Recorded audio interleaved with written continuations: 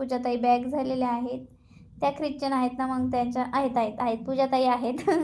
मला वाटलं पूजाताई तुम्ही गेल्या का? बघा मी तुम्हाला नावं सांगते.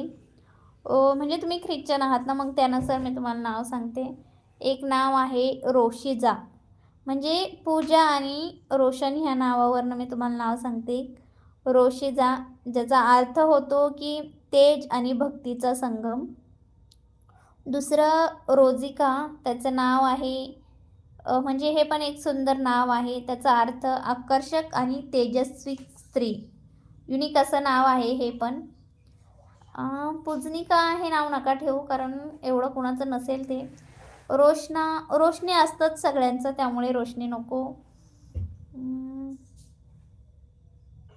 मला तर रोशिजा आहे आणि हे किंवा रूपजा नाव पण तुम्ही ठेवू शकता ताई. रूपजा नाव पण शक्यतो कोणाचं नसतं एवढं.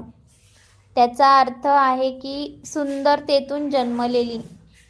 रूप